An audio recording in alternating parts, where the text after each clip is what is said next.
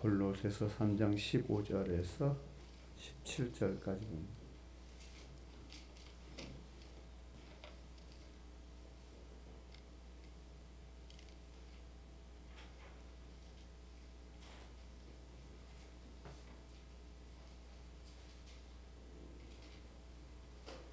봉독하겠습니다.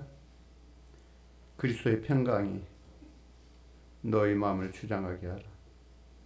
너희는 평강을 위하여 한 몸으로 부르심을 받았나니 너희는 또한 감사하는 자가 되라. 그리스도의 말씀이 너희 속에 풍성히 거하며 모든 지혜로 피차 가르치며 권면하고 시와 찬송과 신령한 노래를 부르며 감사하는 마음으로 하나님을 찬양하고 또 무엇을 하든지 말이나 일이나 다 주 예수의 이름으로 하고 그를 힘입어 하나님 아버지께 감사하라. 아멘. 기도하시겠습니다. 하나님, 저들을 붙드시사 하나님의 거룩한 자녀로 하나님 앞에 온전함으로 설 수 있도록 복되게 해 주옵소서. 저들은 세상 속에 살면서 허물과 죄로 저들을 가득하게 했습니다. 그러나 주께 나올 수 있는 것은 우리 주님이 우리의 허물과 죄를 대속하심을 저들이 확신하고 믿기에 우리의 허물과 죄는 주께 내려놓습니다. 주님, 우리를 청결하게 해주시고 온전하게 해 주옵소서. 그리고 주의 말씀으로 우리를 새롭게 하시사 주의 말씀을 듣고 깨닫고 말씀 안에 온전함 가운데 살아갈 수 있는 삶이 되도록 복되게 해 주옵소서. 이 시간도 주의 말씀 우리 심령에 새겨지게 하시고 말씀을 붙드는 자로 저들이 하나님의 거룩한 뜻을 순종하는 믿음의 자녀들로 살아갈 수 있도록 하나님이 인치시옵소서. 오직 말씀만이 저들의 심령 속에 생명이 되고 말씀만이 저들의 능력이 되고 말씀이 저들을 온전히 이끌어 가시는 하나님의 의가 될 수 있도록 저들을 복되게 해 주옵소서. 온전케 하시는 예수님의 이름으로 기도드립니다. 아멘.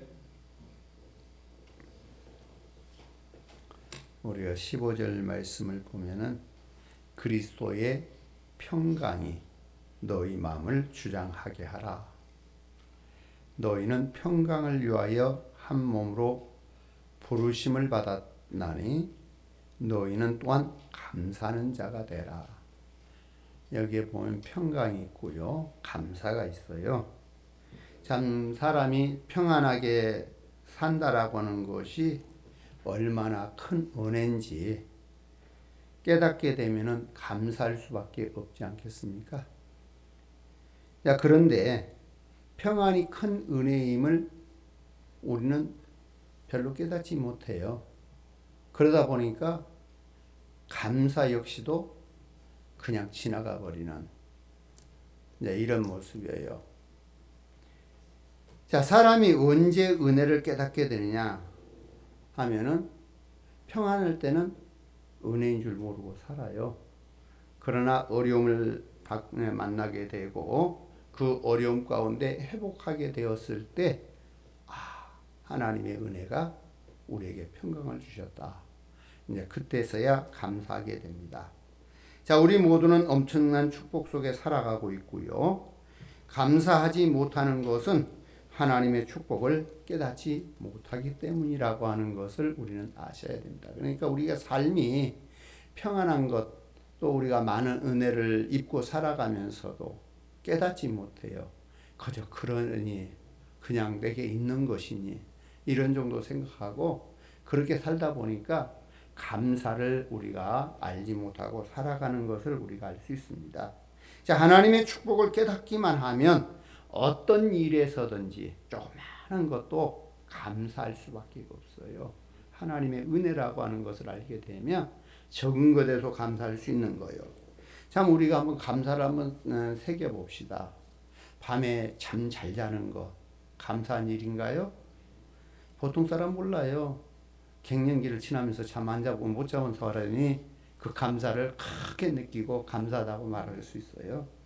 아침에 건강한 몸으로 일어나서 하루를 시작하는 거 감사하지요. 그런데 보통 사람들은 어때요? 그 감사한 줄 몰라요. 왜? 그 다음날 또 그렇게 일어날 거니까. 그러나 우리에게 은혜 주신 것은 하나님의 모든 것이 감사의 조건입니다. 자, 우리가 출근할 수 있는 직장이 있고 내가 일할 수 있는 사업장이 있다라고 하는 거 그냥 있는 걸로 생각하지요. 오늘 또 내가 나갈 수가 있다. 내가 어디 갈 수가 있다. 감사하잖아요. 한참 명태가 있고 이렇게 그런 때에 참 누구에게도 말 못하고 직장을 가야 되는데 명태돼서 가도 못오고 참 누구에게 말하지 못하는 그 사람들의 심정을 아실까요? 잘 모르겠죠. 안 해봐서 내가 안 당해봐서 몰라요. 그러나 그 사람들의 정말 그 심정은 정말 죽고 싶은 심정일 거란 말이에요. 근데 정말 내가 나갈 수 있는 직장이 있다라고 하는 거 얼마나 감사한 일인지 모릅니다. 매일과 같이 우리가 먹을 수 있는 양식이 있다라는 것도 감사하고 매일 먹을 수 있는 입맛이 있는 것도 감사한 거예요. 아무리 많은 것 있어도 입맛 없으면 정말 그 죽을 맛입니다. 죽을 맛. 그래서 정말 우리가 우리의 삶의 것을 모두 다 생각하면 다 감사해요. 다. 모두가 다 감사. 그럼에도 불구하고 우리는 감사보다는 무엇이 앞서요? 없는 것 때문에 불평이 앞서요. 원망이 앞서요. 자, 어떤 사람이 참 간 이식을 받고 감사하다. 그렇게 이야기해요. 그런데 간 이식 받지 않는 사람은 뭐라 그래요? 뭐가 그리 감사할까? 참 그 간 이식 받고 감사한 사람을 보면 나는 간 이식 받지도 않고도 평안하게 살 수 있는 얼마나 감사해. 몇백 배 감사하잖아요. 그런데도 오히려 이식받고 그 사람은 크게 감사를 느끼고 감격을 느끼면서 감사를 하는데 우리는 그만한 감격이 없어요. 참 우리는 참 거기다 대면 진짜로 감사 또 감사, 감사해야 될 일이란 이야기죠. 자, 톨스토이의 그 민화에 보면은 이런 이야기가 있어요. 자, 프랑스의 루이 14세가 인류 역사상 가장 사치스럽게 살았던 왕이라고 이야기합니다. 그가 좋다고 하는 것은 무엇이든지 할 수가 있고요. 싫다라고 하는 것은 무엇인지 다 물리칠 수 있는 그만한 힘과 권세를 가졌단 말이에요. 자, 그런데 그 왕에게도 병마가 찾아왔습니다. 그래서 그 병을 고치려고 여러 방도로 해보다가 안 되니까 도사에게 어떻게 하면 병을 낫겠느냐라고 이렇게 처방을 요구했습니다.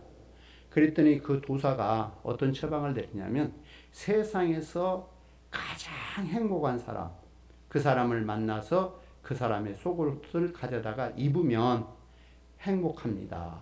이렇게 이야기를 해준 거예요. 그러니까 신하들과 그 모든 자기의 그 자녀들이 온통 일어나서 행복한 사람을 찾아서 방방곡곡 다닙니다. 두메 산골 다 찾아다녀요. 그런데 어느 두메 산골에 가다 보면 조그마한 오두막집에서 어떤 소리가 흘러나오는 것을 보게 됩니다. 그곳에서 이런 소리가 나와요. 하나님 감사합니다. 오늘 또 일거리가 넉넉하고 배부르니 더 바랄 것이 무엇이 있습니까? 참 이렇게 감사를 이렇게 하나님 앞에 하고 있는 거예요. 그래서 이 왕자가 들어보니까 야, 이 집이 최고로 행복하구나. 그래서 문을 두드리고 들어갔어요. 자, 그래서 가서 자초지종을 이야기하면서 저는 당신의 소원을 다 들어줄 것이니까 당신의 속옷을 달라고. 그러면 왕이 그 옷을 입고 병이 낫겠노라고. 그러니까 농부가 뭐라고 하냐면 지금 저는 더 이상 바랄 것이 없습니다. 이렇게 이야기를 하죠. 더 이상 바랄 것이 없습니다. 그리고 저는 속옷을 입지 않았으니 당신의 원을 들어줄 수도 없습니다. 이렇게 이야기하는 거예요. 자, 이 소식을 들은 왕이 뭐라고 말을 하느냐 하면 행복한 사람은 있으나 그의 속옷은 없구나. 행복한 사람은 있지만 그의 속옷은 없다. 그래서 그는 그렇게 명언을 남기고 죽습니다. 자, 진정 행복한 사람은 모든 것을 가진 것이 아니라 어떤 형편에서도 하나님의 은혜를 깨닫는 것이, 이게 정말 행복한 것이고 정말 이것이 정말 감사할 수 있는 조건이라고 하는 것을 우리는 아셔야 돼요.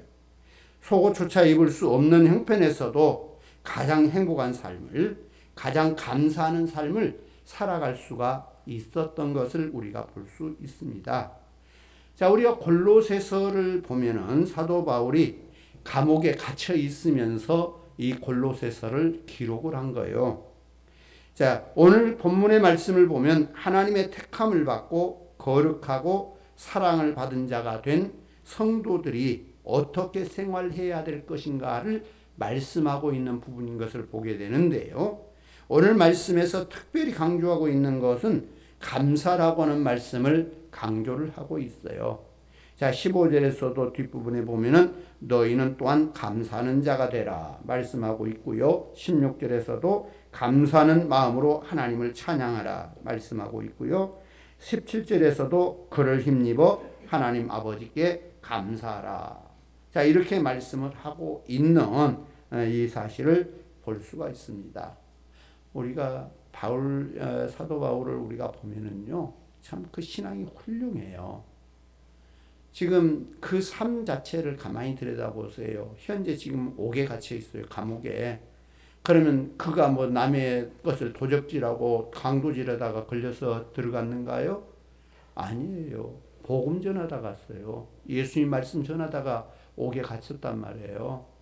그러면 우리 같으면 내가 뭐 잘못했는데, 내가 그 예수님 복음 전하는 것밖에 없는데 불평하고 원망하고 그냥 거기서 좌절할 수밖에 없는 상황임에도 불구하고 그는 그곳에 갇혀서도 감사하는 자, 그리고 감사하라고 권하고 있는 자가 되어 있는 거죠. 자, 감사하는 자가 되라고 권면하고 있는 사도 바울.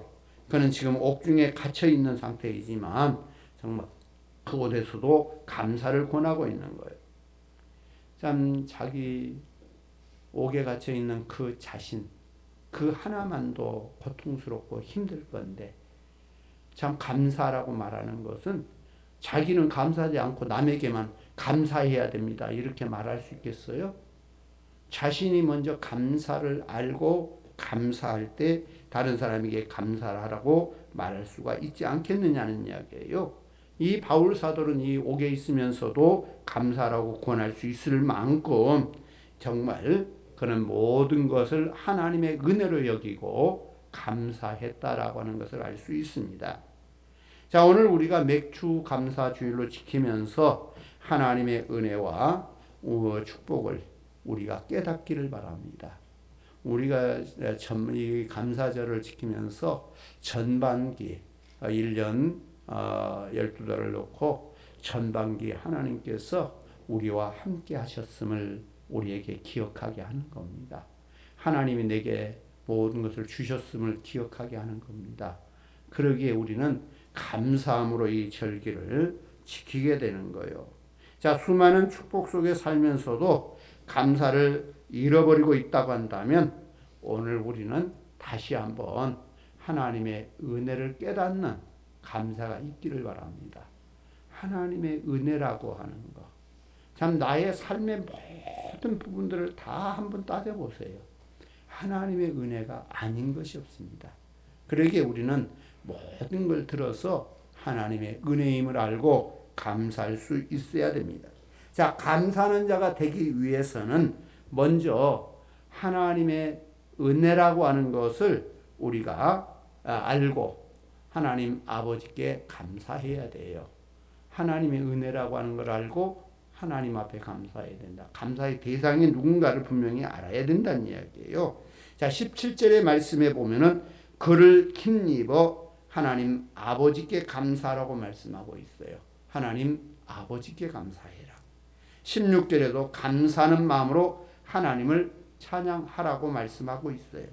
자, 여기서 우리는 감사의 대상이 하나님 아버지이심을 우리가 알 수 있어야 됩니다.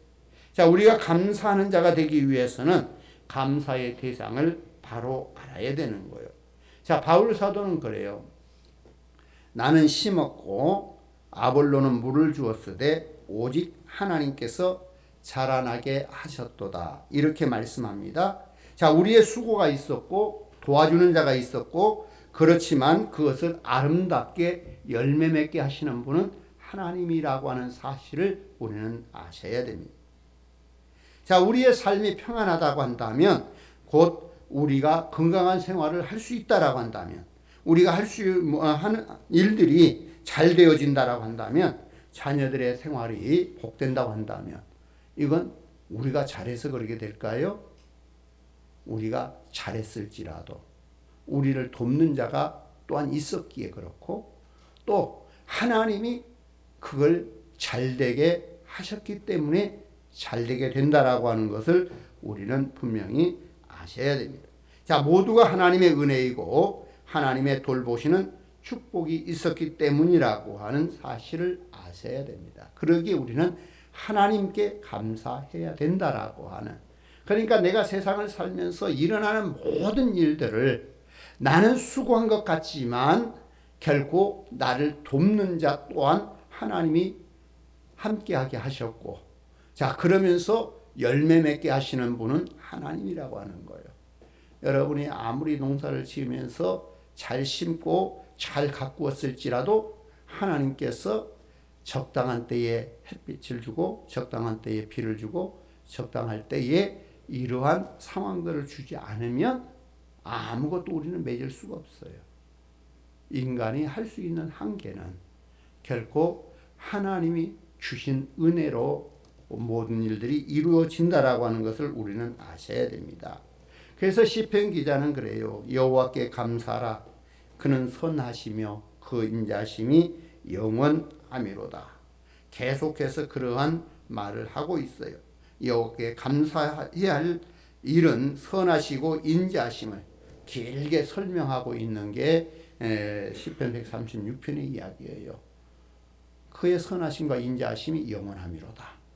어떤 하나님께 감사하라, 어떤 하나님께 감사하라 쭉 하면서 설명을 하면서 그렇게 그의 인자심과 선하심, 이걸 계속 이야기하는, 하나님의 인자심과 선하심이 오늘 우리를 그렇게 늘 함께 하시고 붙드시고 있기 때문에 우리는 감사해야 됩니다. 자, 감사하는 자가 되기 위해서는 먼저 만복의 근원이 되신 하나님을 찬양하는, 그러면서 하나님을 감사하는 우리가 되어야 됩니다. 그러니까 대상이 분명해야 돼요. 누구께 감사하라고요? 하나님께. 모든 만물의 주권자가 되고 친히 다스리고 역사하시는 그 하나님께 감사하라. 이렇게 지금 말씀하고 있는 겁니다. 또 우리가 두 번째 감사하는 자가 되기 위해서는 하나님을 찬양하는 자가 되어야 됩니다. 하나님을 찬양하는 자가 돼야 돼요. 자, 16절의 말씀에 보니까 감사하는 마음으로 하나님을 찬양하고 그랬습니다. 자, 하나님께 감사하는 자가 되기 위해서는 감사의 마음을 밖으로 표출해야 됩니다.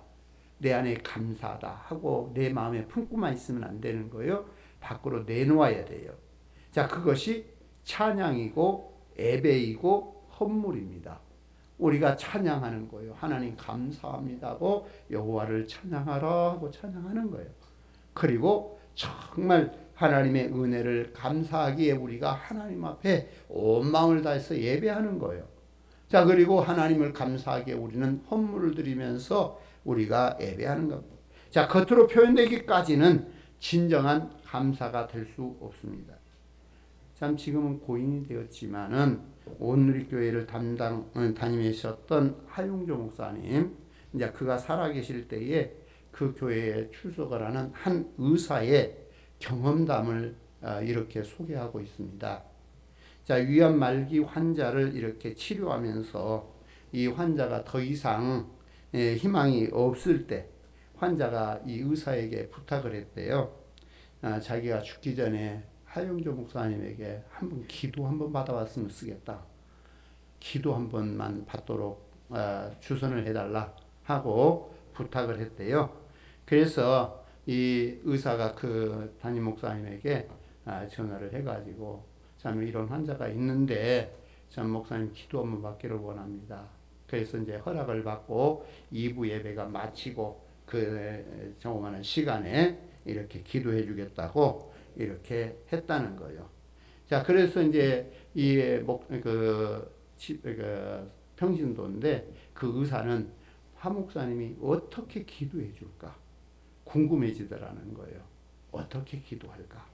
자, 그래서 이제 그 환자를 데리고 이제 기도 받기 위하여 갔대요. 근데 그 환자의 배에다가 손을 딱 얹더니 하 목사님이 그렇게 기도하더라는 거예요. 기도하는 것보다는 찬양을 하는 거예요. 찬양하라 내 영혼아, 찬양하라 내 영혼아, 내 속에 있는 것들아 다 찬양하라. 감사하라 내 영혼아, 내 속에 있는 것들아 다 감사하라. 기뻐하라 내 영혼아, 기뻐하라 내 영혼아, 내 속에 있는 것들아 다 기뻐하라.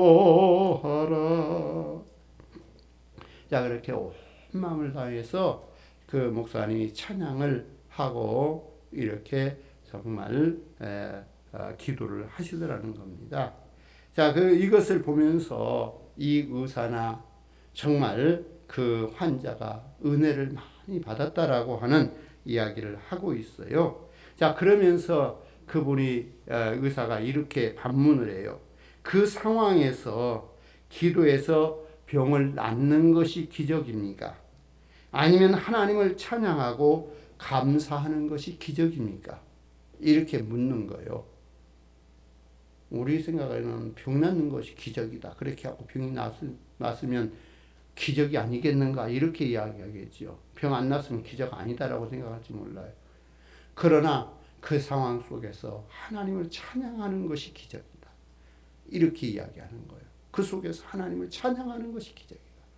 자, 그리고 이제 그 환자가 살았을까요? 그 환자는 하나님의 나라에 가셨어요. 그러나 정말 그 속에서 하나님을 찬양한다라고 하는 것. 이것이 참 기적이라고 하는 것을 말하고 있는 겁니다. 정말 하나님께 감사하는 자가 되기 위해서는 감사의 그 표현이 되어져야 됩니다. 정말 그 환자를 놓고도 하나님을 향하여 감사와 찬양을 올리는 자, 이러한 것. 자, 감사하는 마음으로 하나님을 찬양하고 감사하는 마음이 있으면 하나님을 찬양해야 합니다. 자, 마음의 감사는 마음이 있는데 표현하지 못하면 그것이 무슨 의미가 있겠습니까? 표현되는 감사가 진정한 감사입니다. 자, 그래서 출애굽기 23장에 보면은 이스라엘이 지켜야 할 3번의 절기를 말씀하시면서 2가지 명령을 하고 있어요. 하나는 모든 남자는 매년 3번씩 여호와께 보일지니라고 말하고 있고, 또 하나는 빈손으로 나오지 말라고 말하고 있는 겁니다. 자, 말하자면 모든 남자가 여호와께 모여서 예배드리고 예물을 드려서 그들의 감사의 마음을 표현하라고 하는 것을 말하고 있는 겁니다. 감사는 예배로 표현되어야 하고 찬양으로 표현되어야 하고 예물로 표현되어야 한다라고 하는 이야기. 행동의 표현이 되고 겉으로 나타낼 때 진정한 감사하는 자가 사는 삶이라고 하는 것을 알 수가 있습니다. 그래서 우리 모든 성도님들이 정말 하나님의 은혜를 깨닫고 하나님께 예배하러 나올 때 우리는 마음에서부터 감사가 있어야 돼요. 그래서 정말 하나님 앞에 예배할 때에 찬양을 통해서도 정말 감사하는 마음을 표현할 줄 알아야 돼요. 예물을 통해서도 하나님의 은혜를 감사하는 자가 되어야 됩니다. 자, 세 번째로 감사하는 자가 되기 위해서는 감사의 축복을 늘 기억해야 합니다. 하나님께서 이렇게 감사하는 자가 되라고 하신 이유는 두 가지 때문입니다. 하나는 감사하지 않으면 감사를 잃어버리기 때문에 감사하는 자가 되라고 말하는 거예요. 자, 앞에서 말씀드린 대로 여호와 하나님께서 왜 이스라엘의 남자들을 1년에 3번씩 하나님 앞에 보이라고 했는가? 자, 무교절 절기를 지키라고 하는 것은 애굽에서 구원받은 것을 기억하라고 하는 겁니다. 너희가 애굽의 종되었었는데 거기에서 구원하시는 하나님, 그를 기억하고 하나님 앞에 감사하라고 말하는 것. 맥주절을 지키라고 하고 있는데 이것은 수고하여서 밭에 뿌린 것에 첫 열매를 거두게 된 것, 이것을 감사라는 거예요. 너희가 수고해서 첫 열매를 거두게 되었는데 이건 역시도 하나님이 우리에게 주신 거다. 그래서 감사함으로 하나님의 은혜를 기억하라고 하는 거예요. 또 수장제를 지키라고 하고 있는데 이것은 수고해서 이제 거둔 것을 창고에 두면서 정말 하나님의 은혜라고 하는 것을 감사라고 말하고 있는 거예요. 자, 너희가 복되게 살아가는 것이 결코 너희 힘만으로 이루어진 것이 아니고 정말 그 우리가 수고했지만 그것을 거두게 하시고 모으게 하시는 이게 하나님의 은혜임을 이렇게 감사함을 통해서 하나님 앞에 보이라고 하는 이것을 지금 말하고 있는 거예요. 자, 우리가 매년 7월달 원래 첫 주가 맥주 감사주일입니다. 지난주에 드렸어야 되는데 이번 주에 드리게 되고요. 11월에는 셋째 주에 추수감사절로 이렇게 지키게 됩니다. 이것은 모두가 하나님의 은혜를 이렇게 기억하고 정말 하나님의 그 사랑을 우리가 늘 기억하면서 하나님 앞에 감사를 올리는 거예요.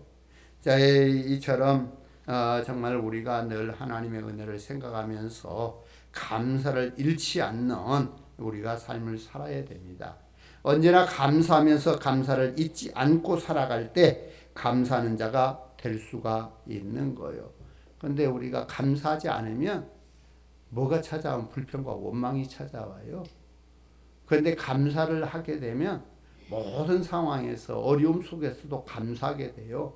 감사하게 되면 모든 문제가 또 풀어져요. 또 감사로 풀어져. 이게 하나님이 주신 은혜이기 때문에 그렇습니다. 또 하나 감사는 더 큰 감사를 불러오게 된다라고 하는 것을 우리는 아셔야 됩니다. 자, 미국의 버지니아주에서 가난한 모자가 살았습니다. 그 아버지는 목사님이었고요.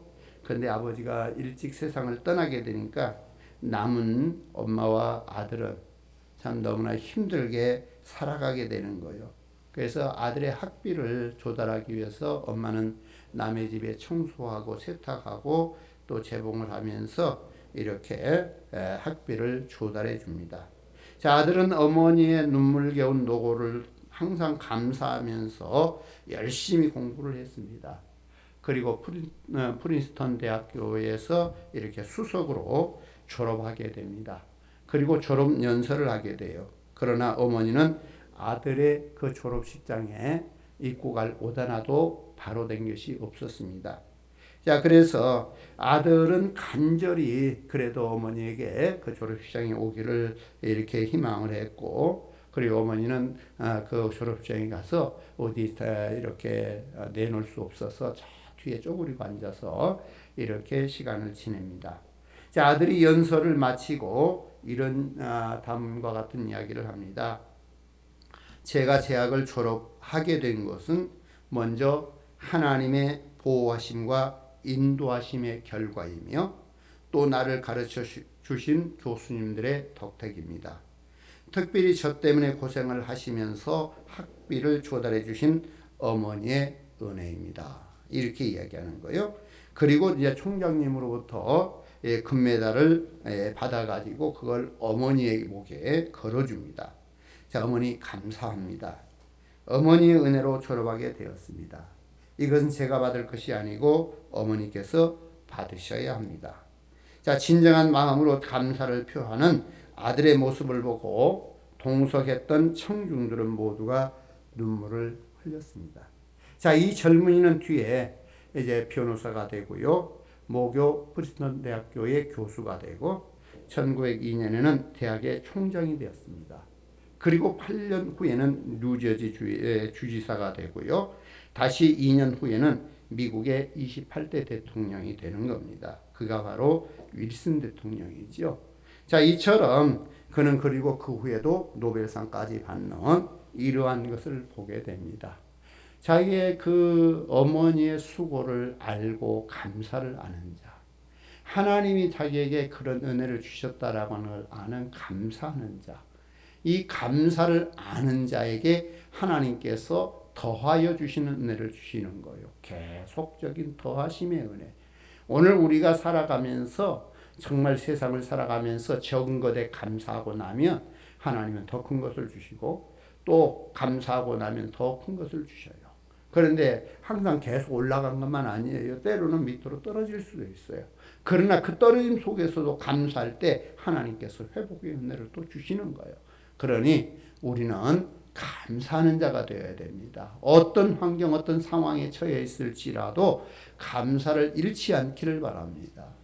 하나님의 자녀들에게 특징은 이 감사예요. 하나님 백성들이 가져야 될 특징은 사랑이에요. 하나님의 본질이 사랑이기 때문에 사랑하는 자가 돼야 돼요. 또 하나님은 우리에게 감사라고 말하고 있어요. 범사에 감사하라. 감사가 오늘 성도들의 특징입니다. 그런데 강한 성도들의 입에서 불평이 나온다면 그 특징을 잃어버린 거예요. 특징을 잃어버린 것은 의미가 없습니다. 어떤 그 과일이든지 그 특징을 갖고 있잖아요. 근데 그 과일이 특징 잃어버리면 그 과일로 의미가 없어요. 누구도 찾지 않을 거예요. 그런 과일은. 그 특징 때문에 오늘 하나님의 자녀들은 절대로 하나님의 자녀로서의 특징을 잃어버리지 말길 바랍니다. 그것이 감사이고 그것이 사랑이고 그렇습니다. 자, 그리고 우리 주님이 친히 십자가를 지고 헌신하신 것이 특징이지요. 오늘 우리의 삶 또한 헌신함으로 사는 것. 자, 이런 특징들을 잃어버리지 말기를 바라고 오늘 특별히 감사의 특징, 이것을 우리가 잃지 않고 모든 걸 감사로 모든 것들을 승화시켜가는 우리의 삶이 되기를 주의 이름으로 축원합니다. 기도하겠습니다. 하나님 감사합니다. 우리의 삶의 모든 것이 하나님의 은혜입니다. 감사를 아는 자가 되게 하시고 감사를 표현하는 자가 되게 하시고 감사의 대상을 분명히 알고 하나님 앞에 감사하면서 우리의 삶의 현장 속에 나타나는 모든 상황 속에서 사람과의 관계에서도 감사를 아는 자가 되게 하여 주옵소서. 하나님만이 나의 주가 됨을 고백하며 늘 하나님의 은혜를 구하고 그 안에서 감사를 잃지 않는 모든 성도가 되게 해 주옵소서. 감사하는 자가 되게 하여 주옵소서. 예수님의 이름으로 기도드립니다. 아멘. 지금은 우리 주 예수 그리스도의 은혜와 하나님 아버지의 무한하신 사랑하심과 성령의 감동 감화 동행 역사하심이 하나님의 은혜를 깨닫고 감사하기를 원하는 모든 주의 자녀들 머리 위에, 저들의 생업 위에, 저들의 자녀와 가정과 이 땅의 모든 하나님의 백성들 또 세상 속에 거하는 모든 자들 위에 영원히 함께 계시옵기를 간절히 축원하옵나이다. 아멘.